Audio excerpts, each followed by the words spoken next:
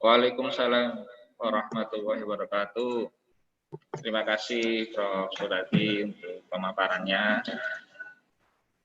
Selanjutnya ini ada beberapa kita masuk ke sesi pertanyaan. Pak Onasrono masih bergabung? Pak Ono izin karena baterainya habis tadi di mobil. Oke. Ini ada pertanyaan dari Bapak Samsul Arifin kepada Bapak Ridwan Mulyana. Ya. Mohon dapat dijelaskan tentang prosedur dan tata cara perizinan penangkapan benih lobster. Tadi kan ada benih lobster yang baru kita angkat terkait dengan lobster bagi para nelayan. Baik. Monggo Pak Ridwan. Baik, terima kasih atas pertanyaannya. Ini terkait lobster ya.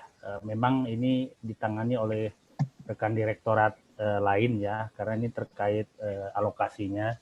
Kalau terputus ya, saya keluar ya, terkantal ya. Halo?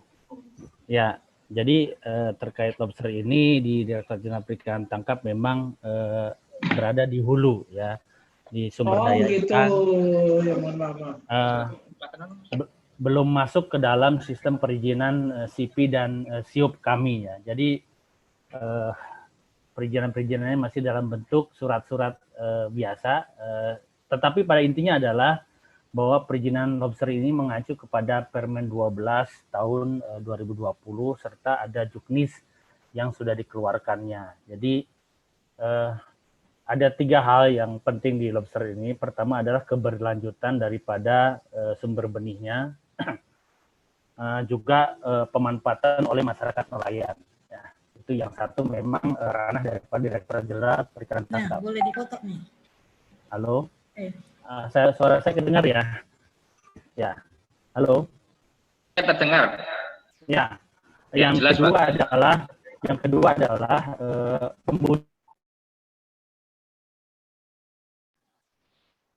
ekspor nanti benih atau hasil budidaya selanjutnya. Dan yang ketiga adalah syarat-syarat dari pengeluaran yang dilakukan oleh Badan Karantina Ikan atau BKIPM. Jadi proses-proses ini dilakukan tentunya pertama calon pelaku usaha harus terlebih dahulu identitas perusahaan dan lain-lain, juga mereka memiliki nelayan penangkap lobster yang sudah jelas di lokasi itu. Tentunya dengan usulan itu dan juga lokasi pembudidayaan sudah ada masuk ke dalam RZWP 3K, maka setelah dilakukan verifikasi lokasi nelayan, ya, identitas nelayan, kemudian juga dari sisi identitas perusahaan, ya, dan juga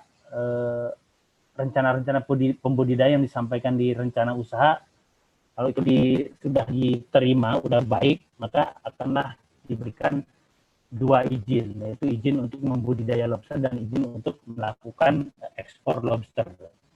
Dalam hal ini melalui kuota. Kuota ini sesungguhnya diberikan kepada para nelayan tersebut. Jadi nelayan yang di dalam mitra perusahaan itulah nanti yang mensuplai, ya, mensuplai benur atau benih-bening lobster yang menjadi dasar dilakukan pembudidayaan dan selanjutnya ekspor. Idealnya demikian. Selanjutnya tentunya pada masa pembudidayaan, masa-masa tertentu di Permen 12 itu kalau tidak salah ada 2 siklus ya, mestinya itu 2 siklus dan lain-lain, maka itu boleh dilakukan ekspor dengan catatan ada pelepas liaran sebesar 2% hasil pembudidayaan itu. Berikutnya ada prosedur-prosedur terkait ekspor yang tentunya dilakukan oleh perkarantinaan baik di pusat maupun di daerah. Itu yang saya ketahui tentang Permen 12 tahun 2020 ini. Jadi saya kira itu demikian. Memang Permen ini pernah juga akan mendapatkan masukan banyak ya, kemungkinan juga kajian-kajian dan masukan berikutnya juga memperkaya bagaimana penyempurnaan Permen ini. Demikian saya kira secara global ya, memang ini tidak di Direktur Perizinan dan Kenalayanan, tapi secara kurang lebih prosedurnya demikian, Bu Yopi. Terima kasih.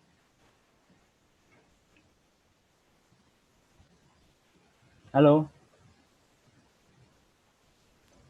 Halo. Ya, terima kasih Pak. Ya, Pak Abdul Ya. Kohar. Ya. Ini masih ada nih, kayaknya Pak Ridwan ini laris pertanyaannya banyak ini.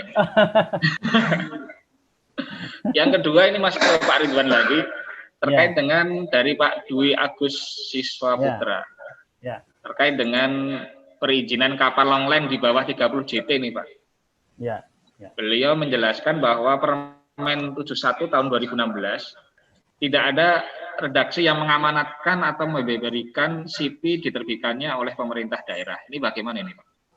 Ya, baik Pak Agus, kalau kami panggilnya Pak Black nih, terima kasih ya atas pertanyaannya. Memang ini diskusi kami Pak, karena kewenangan perizinan ini di atas 30 gross ton dan di bawah 30 gross ton, di mana memang 30 gross ton ke atas memang kewenangan pusat ya. Nah, tetapi untuk di bawah 30 gross ton itu provinsi ada beberapa alat tangkap yang memang juga sebetulnya daya jelajahnya tinggi ya. Bisa melebihi dari 12 mil. Contohnya long line ya, memang dia bisa menangkap pelagis besar atau tuna. Ya, ini menjadi suatu kriteria sebetulnya yang harus kita pertimbangkan bersama. Jadi dua kriteria, apakah ukuran gross ton ataukah wilayah penangkapan. Nah, ini yang selalu menjadi polemik. Sama saja seperti kita punya kapal di perbatasan Sebatik ya, Malaysia, itu dengan tawau cuma berapa kilometer saja. Tetapi kapalnya ini kecil. Kapal kecil ini aturannya belum bisa untuk ke negara lain. Nah, ini juga kita sedang bahas juga Pak Agus. Harusnya supaya meningkatkan ekspor oleh kapal-kapal kecil juga, kita juga memang mengakomodir ini. Saya kira ini mungkin inilah PR diskusi kami dengan Pak Pendiawan, Pak. Mohon izin Pak terkait perizinan-perizinan yang memang kapalnya sebetulnya di bawah 30 gross ton. Jadi ini perlu intensif diskusi. Saya kira kami akan tindak lanjuti ya. Mohon izin Pak Pendiawan ya. Kita akan diskusi lebih lanjut ya. Baik Pak. Terima kasih. Kemudian ini juga ada pertanyaan lagi nih Pak Ridwan lagi nih. Untuk berkenan menjawab Pak Ridwan. Ya. Nah, bagaimana dengan kapal ini dari Pak Frajaya Ranto Damit? Bagaimana dengan kapal-kapal ex-asing yang dinaturalisasi dapat diberi izin kembali untuk bisa beroperasi? Ya. Monggo Pak. Baik.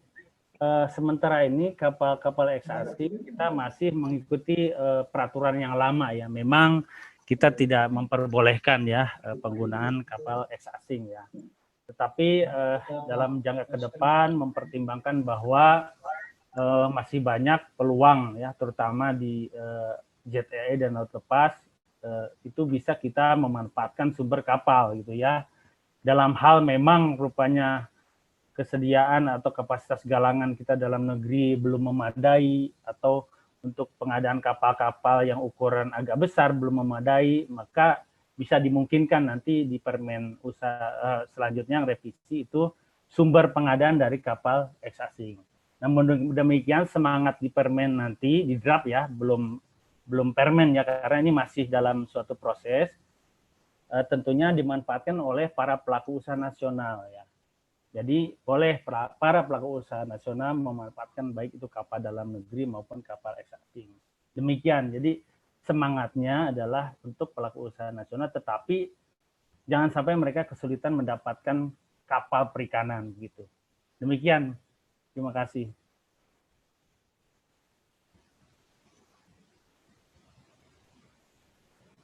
Halo? Halo? Pak Kohar masih di mute. Oh iya. Pak Kohar. Pak Kohar. Halo? Iya. Ya. Oke. Ini masih ada satu lagi pertanyaan untuk Pak Ridwan ini. Untuk Pak Direktur Perizinan dan Kenalayanan dari Pak Edi, DPMP TSP. Apakah sudah ada NSPK untuk menindaklanjuti PP 24 tahun 2018 untuk menggunakan OSS? bagaimanakah proses perizinan di pusat? Baik. Dan kami yang di daerah harus mengacu aturan yang mana? Karena Permen KP nomor 30 tahun 2012 tidak sesuai dengan peraturan perundangan yang saat ini berlaku. Ini ada kontradiksi gitu, Pak. Jadi ada satu PP 30 tahun 2012 tidak sesuai dengan undang-undang yang berlaku, tetapi ada juga NSPP itu untuk menindaklanjuti PP 24. Nah, ini mana yang mau dipakai, yang untuk pusat dan daerah itu? Baik, Pak Kohar, terima kasih. Mungkin saya berdasarkan yang di pusat ya, di perizinan kami di atas 30 gross ton, memang sejauh ini norma, kriteria, atau prosedur perizinan memang tetap kita mengacu kepada peraturan menteri yang ada ya.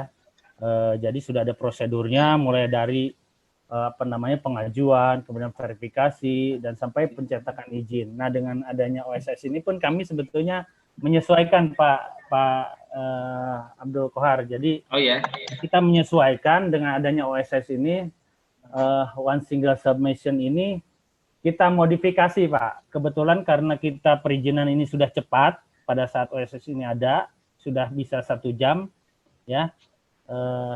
Kita mendapatkan ini bargaining lah, Pak, untuk kita melakukan sendiri, Pak, proses perizinan. Jadi kan waktu itu ada semacam wacana untuk menarik seluruh proses perizinan kepada, kalau tidak salah, Badan Penanaman Modal atau apa ya. Tetapi karena kami sudah mandiri dan cepat, sehingga kami bisa melaksanakan ini sendiri. Namun kaitannya dengan OSS, kami juga ada di hulu, yaitu bahwa para pelaku usaha itu juga harus terdaftar dan mendapatkan nomor izin berusaha, itu saja, Pak. Jadi NIB-nya saja yang terkait dengan OSS, baru setelah punya NIB, selanjutnya mengikuti prosedur yang ada di DJPT KKP. Demikian. Kayak yang terkait izin di daerah, saya kira mungkin analogi juga ya. Saya kira bisa kita menyampaikan hal yang sama ya. Menyampaikan yang sama bahwa perizinan di daerah itu juga memang bisa cepat, bisa kita laksanakan dengan cepat sehingga bisa menjadi bargaining gitu, Pak. Ya, jadi saya kira kalau hal ini ya kita perlu diskusi ya terkait aturan PP masalahnya ya. Tapi inilah pengalaman di perizinan kami, Pak. Kami melaksanakan sendiri, tapi kaitan OSS kami juga ngeling dengan nomor izin berusahanya, NIB-nya, sebagai dasar selanjutnya diproses SIUP dan SIPI. Terima kasih, Pak Kohar. Ya, terima kasih, Pak. Mungkin ini ada request pertanyaan dari panelis yang ada di sini. Mungkin dari Pak Tito mau ada pertanyaan? Oh ya. Silahkan, Pak. Baik, terima kasih. Siap, Pak.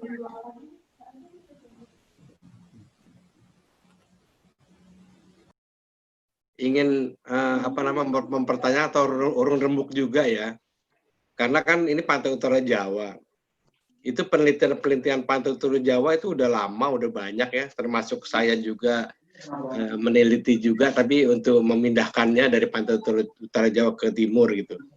Nah, mungkin entah Pak Profesor Suradi atau Mas Riden atau yang lainnya di sini ya bisa menjawab. Itu kita banyak penelitian itu, ya, banyak penelitian tentang Pantai Utara Jawa, ya. Sekarang mau dikemanakan sebetulnya? Karena kondisi saat ini akan sama terus dengan yang dulu-dulu.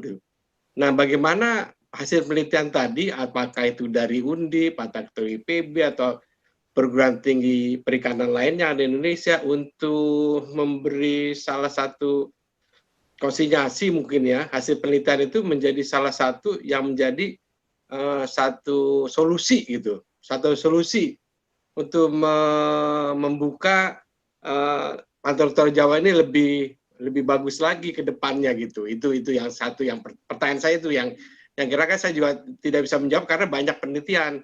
Nah, ini kira-kira seingatnya Bapak yang ada di sini, penelitian yang mana yang bisa kita konsinyasikan untuk menjadikan Pantai Utara Jawa itu lebih berfungsi lagi ya, karena tadi kan adanya illegal fishing, adanya penangkapan juga pemerintah yang hanya 5 GT aja ya, padahal saya pernah meneliti kalau bisa di atas 30 GT bisa bergeser gitu ya, merelokasi misalnya itu yang pertama. Kemudian juga kita jangan terjebak, ada di sini saya membaca juga bahwa memperbanyak cold storage, karena cold storage itu juga udah banyak korbannya pembangunan cold storage.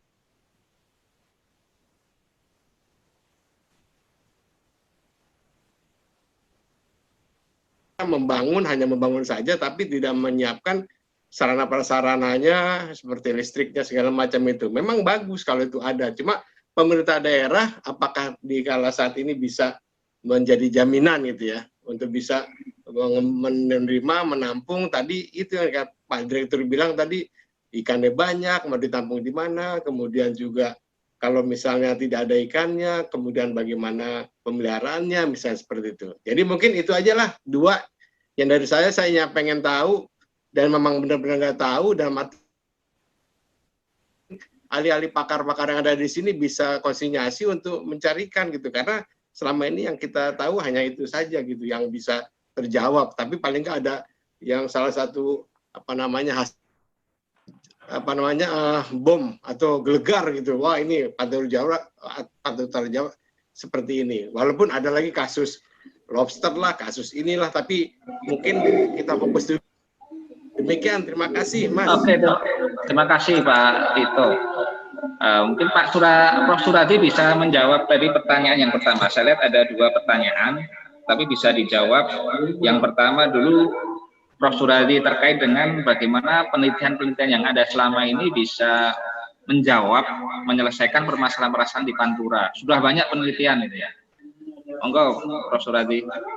Saya ambil lagi. Tadi ada pertanyaan yang kedua, nanti kita keep dulu pertanyaan untuk Pak Suradi terkait dengan konsinyasi penelitian untuk menyelesaikan permasalahan di Pantai Utara Jawa.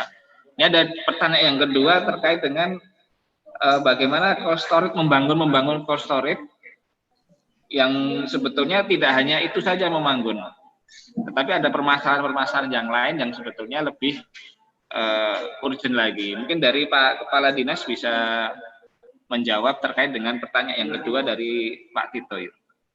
Ya, terima kasih Pak Tito. Betul sekali Pak, pertanyaan Bapak bagus sekali terkait dengan cold storage. Bagaimana? Ada pengalaman kami Pak, tahun kemarin kami juga 2016 kami mendapat bantuan dari pusat cold storage di Tegal ya, kapasitas 100 ton. Namun di dalam pengelolaannya Pak memang harus betul-betul manakala awalnya saya contoh saja di Tegalasari, nelayan banyak menuntut untuk disediakan cold storage. Setelah dibangun, nah ini jadi masalah, barangnya ini jadi sedikit karena para pemimpin satu ke Anda ya. Oke. Baik, kami sudah ada beberapa terima kasih kepada di atas 30 gross ton sudah dilengkapi dengan freezer. Jadi ikan sudah dibuka di atas kapal. Ketika sampai di pelabuhan langsung dipindahkan ke tracking refrigerator Pak. Jadi truk yang kontainer yang sudah ada refrigerasi. Sehingga kalau storage yang dibangun ini kosong Pak. Dan terakhir ini sewa ke pihak ini. Di sisi lain memang ada beberapa saya ketemu kelompok nelayan masuk koperasi. Mereka menginginkan ada cold storage. Contohnya kemarin di Demak, kemudian di Sragen, di Wonogiri, Kementerian Kelautan dan Perikanan sudah bagus konsep SLIN ya, logistik ikan nasional. Hanya saja bagaimana nanti penataannya. Jadi Pak Tito ini bagus sekali Pak, karena pertanyaan Bapak ini harusnya menjadi PR kita semua agar distribusi yang sedang dicoba. Ada teman yang membangun portable cold storage di Sukoharjo, jadi ikan-ikan dari Pantura bisa didistribusikan ya ke kabupaten di pedalaman. Jadi sehingga di sana tidak hanya ikan-ikan mas atau ikan nila, tetapi juga ada ikan-ikan dari Pantura seperti kakap, kerapu, udang, baby lobster. Ini yang bisa juga dikonsumsi di kabupaten pedalaman. Ini Pak sangat menarik. Mudah-mudahan kami juga sedang mendesain Pak dan bekerjasama dengan beberapa ada teman dan dari Perindo kemarin juga sudah ketemu bagaimana agar mereka siap bersama dengan kita Pak di dinas untuk distribusi ikan-ikan dari Pantura kita bawa ke Kabupaten Pedalaman. Ya, mudah-mudahan Pak, ini Pak Agus Herman juga mungkin nanti bisa juga karena juga pernah di Perindo ya Pak Agus. Jadi ini sebetulnya konsep bagus sekali Pak yang dari kementerian. Terima kasih Pak. Oke, terima kasih Pak Kadis. Ini untuk Pak Kadis, ini juga ada pertanyaan ya. Buat Pak Kadis, bagaimana pengelolaan pelabuhan perikanan dengan Pemda, kabupaten atau kota? Apakah selama ini ada kendala?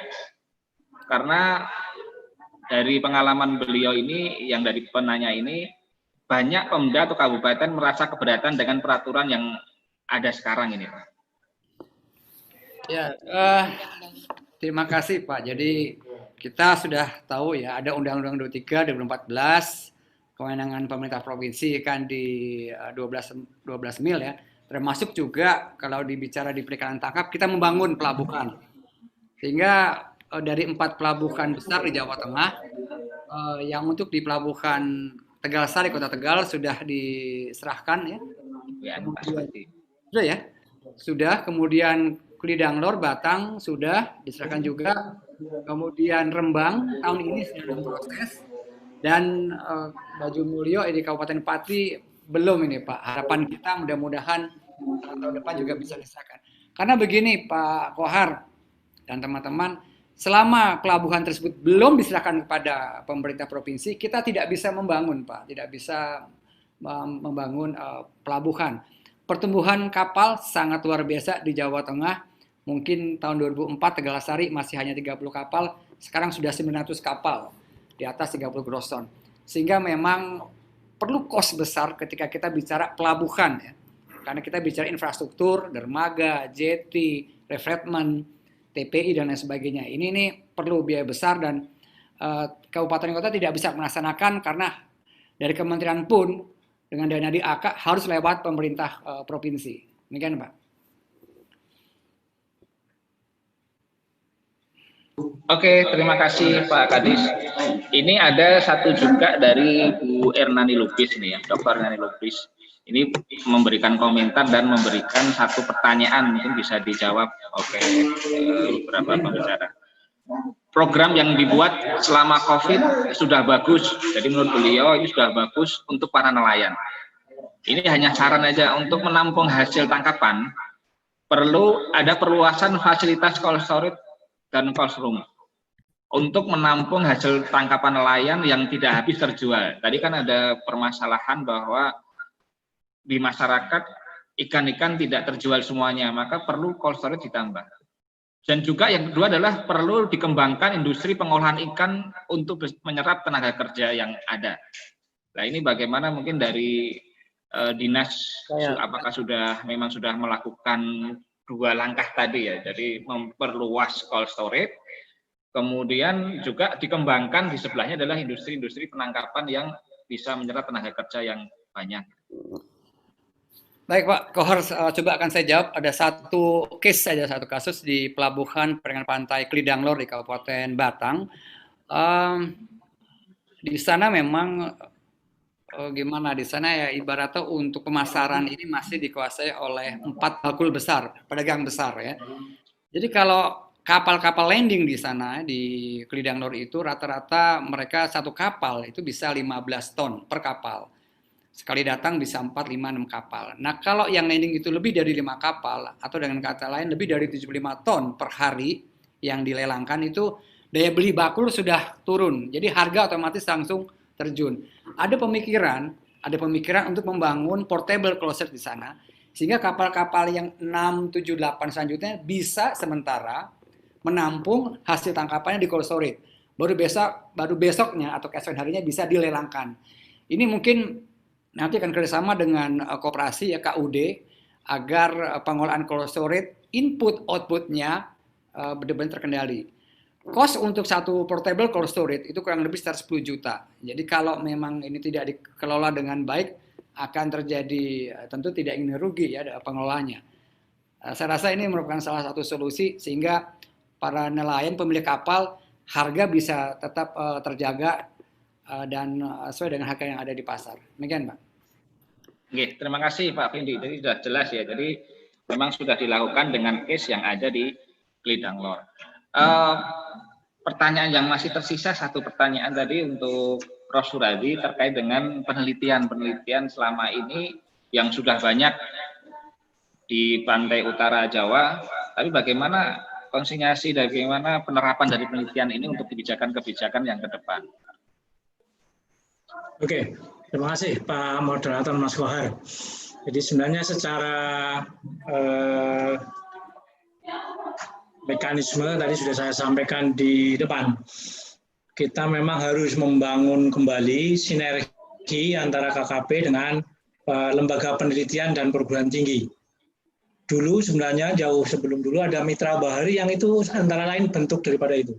Bahkan sekarang ini sudah, bahkan KKP juga sudah mengeluarkan sebuah SK yang terkait dengan pengelolaan, ya Pak Ridwan ya, pengelolaan pendekatan BPP. Dengan pendekatan pengelolaan ekosistem, sekarang ini sedang dibangun itu. Sehingga nanti penelitian dari lembaga penelitian dan perguruan tinggi masuk ke lembaga ini dengan penasihatnya adalah tentu saja pimpinan KKP dan juga teman-teman dari perguruan tinggi, muncul aksi-aksi pengelolaan pada level kabupaten, kota, dan provinsi. Itu memang sudah didesain ke sana. Seperti tadi yang secara struktur, secara sederhana kami sampaikan. Dan kebetulan saya ditugasi oleh Bu Dekan. Saya mewakili FPK Undip, betulan. Jadi insya Allah hasil-hasil penelitian dari teman-teman Undip, teman-teman IPB yang sudah banyak sekali di Pantai Utara, teman-teman Unikal, UPS, UGM, kita nanti coba inventarisasi, dan kemudian kita diskusikan mana yang bisa digunakan untuk mendukung terjadinya proses perencanaan dan aksi pengelolaan. Saya kira itu terkait dengan penelitian ya. Oke, terima kasih. Ini ada satu pertanyaan untuk Prof. Suradi lagi nih. Ada satu pertanyaan dari Mas Yuyun. Kepada Prof. Suradi, bagaimana cara mengatur pemanenan sumber daya kelautan atau ikan laut? Mungkin bagaimana proses pemanenan agar kedepannya itu bisa sustainable gitu. Ya. Ya tadi kan di paparan saya sudah ada poin kunci-kuncinya sudah saya sampaikan ya. Yang pertama kita berbasis pada hasil penelitian, kita ketemu MSY, kita ada JTB. Mestinya kita mengambil ikan tidak boleh melampaui JTB. Kalaupun melampaui, ya maksimum di MSY-nya itu. Di maksimum sustainable yield-nya itu paling bisa ditolerir seharusnya. Yang kedua, kita juga harus menentukan ukuran berapa sebenarnya boleh ditangkap. Ini sudah dipraktekkan di lobster, kepiting, dan rajungan. Jadi ukuran itu ditentukan adalah ukuran pada saat pertama kali matang gonad. Artinya apa? 50%-nya sudah pernah memijah, 50%-nya belum memijah. Jadi titik itu yang boleh dipanen sebenarnya. Ini sudah sebenarnya sudah bagus, ini sudah dimulai. Meskipun kalau BBL silakan lah kita di luar itu ya. Yang ketiga, di samping ukuran tentu juga ada pendekatan tadi spesies. Spesies yang terancam punah, spesies yang terancam depresi, spesies yang sudah sangat terbatas itu harus dilindungi. Dan sebaliknya, kalau yang masih bisa ditingkatkan eksploitasinya, ya kita tingkatkan sampai kepada tadi JTB. Saya kira itu, Mas Yuyun tadi ya. Terima kasih, Prof. Suradi. Menginjak berikutnya, mungkin closing statement dari para pembicara.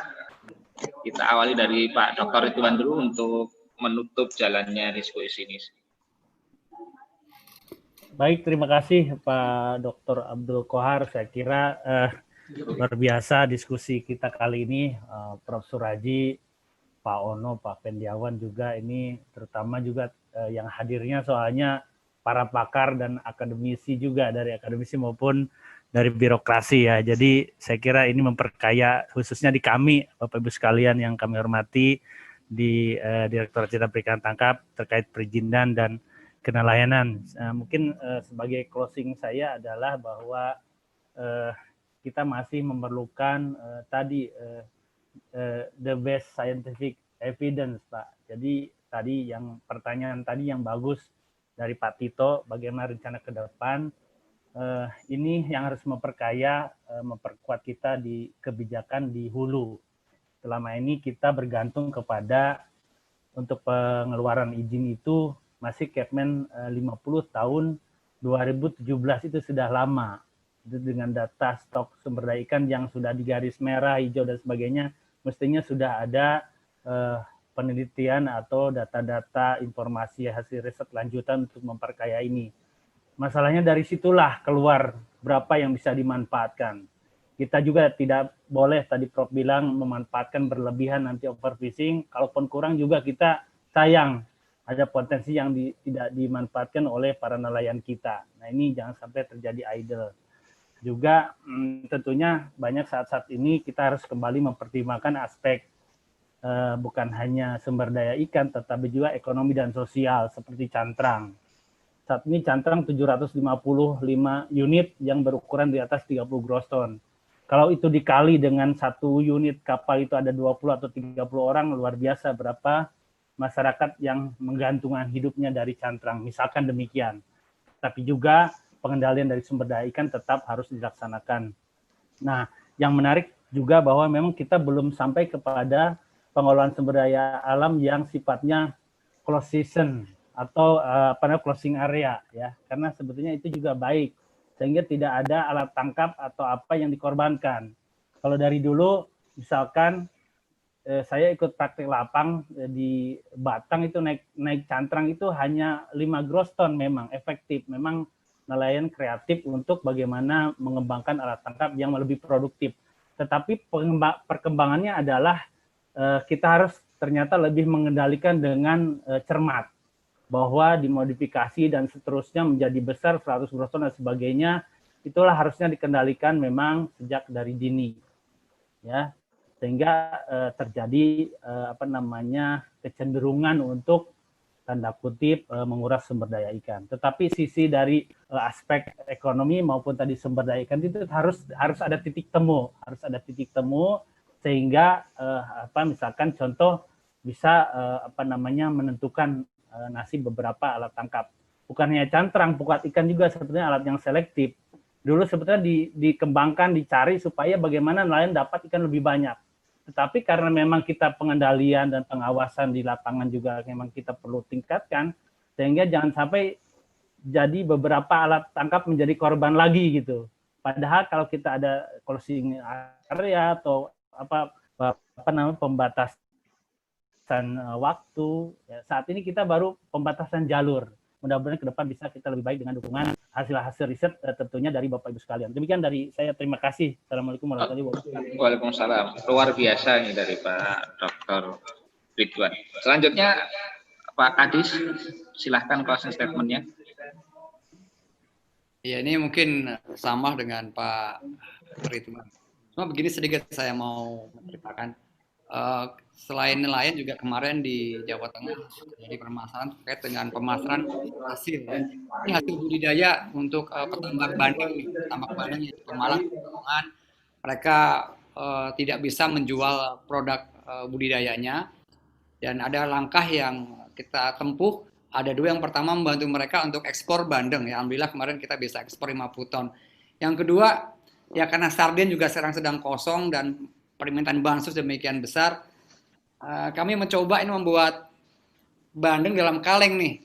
Bandeng dalam kaleng ada dua, satu yang rasanya tomat seperti sarden, yang kedua yang orisinil nih.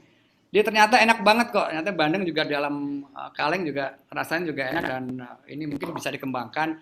Tidak hanya bandeng, mungkin juga ikan-ikan lain. Jadi ini sebagai satu opsi saja untuk bagaimana membantu ya para petambak bandeng maupun juga nelayan ke depan, bagaimana bisa diversifikasi usaha untuk makanan dalam kaleng. Dan untuk yang lainnya ya saya harap mudah-mudahan insya Allah COVID segera berakhir dan kejayaan perikanan tangkap dapat kembali lagi. Terima kasih. Ini luar biasa ya. Dari opsinya ini ada produk bandeng yang bisa di value edit, nilai edit yang ditambah. Boleh dicoba. Selanjutnya terakhir closing statement-nya dari Prof. Suradi. Ya, terima kasih. Jadi saya kira secara garis besar sama. Titik temu antara keberlanjutan secara ekologi dan ekonomi harus ketemu memang. Dan memang ketemu gitu ya. Ketika kita hanya ngomong ekonomi, pasti ekologinya rusak. Dan ketika kita hanya ngomong ekologi, maka ekonominya yang kemudian berhenti. Sehingga memang harus di titik temu betul. Kata satu contoh tadi, konservasi itu bicara dua hal itu. Investasi ekonomi sekaligus juga investasi ekologi itu. Karena dengan konservasi kita menyediakan sumber daya untuk dipanen di kemudian, tidak waktu itu, tapi di kemudian. Dan kita harus sadari betul bahwa sumber daya hari ini itu sebenarnya bukan hak kita semuanya, tapi hak anak kita dan cucu kita. Itu yang harus kita betul-betul ketika mau manen, ya kita maksimumnya secara ekonomi, jangan maksimum secara biologi.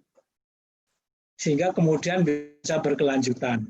Jadi kalau kita ngomong ekonomi dengan berkelanjutan, insya Allah juga lestari sumber dayanya. Dan sebaliknya ketika kita ngomong sumber dayanya lestari, maka ekonominya juga berkelanjutan. Itu memang dua hal yang sebenarnya tidak bisa dipisahkan kalau kita memahami interaksi keduanya. Maka itu ada di kuncinya ada di kalau kita mencoba mengungkap di valuasi ekonomi. Nilai ekonominya besar sekali kegiatan konservasi itu. Apalagi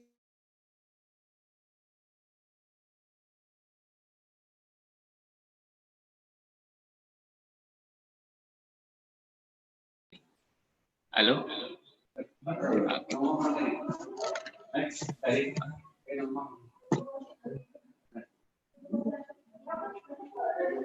Pak Suradi. Pak Suradi.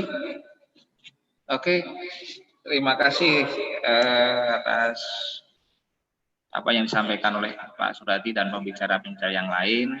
Alhamdulillah rangkaian webinar kita pada siang hari ini sudah kita lalui.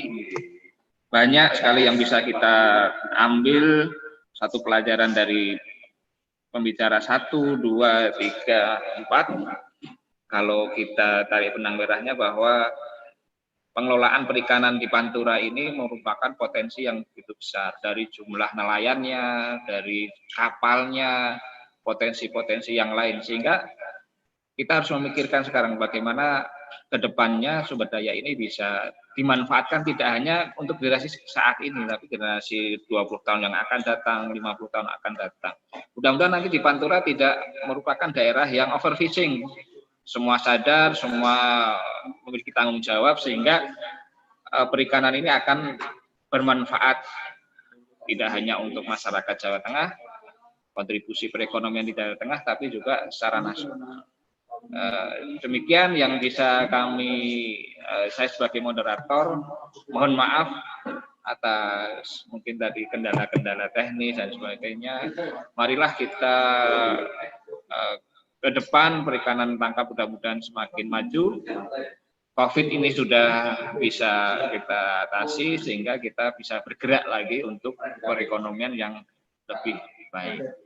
Demikian saya serahkan kembali kepada pembawa acara, pada Pak Faik. Terima kasih pada para pembicara, Pak Ono yang sudah meninggalkan tempat, kemudian Pak Dr. Ridwan, Pak Kadis, dan Pak Prof. Suradi. Sekian, terima kasih atas perhatiannya. Assalamualaikum warahmatullahi wabarakatuh.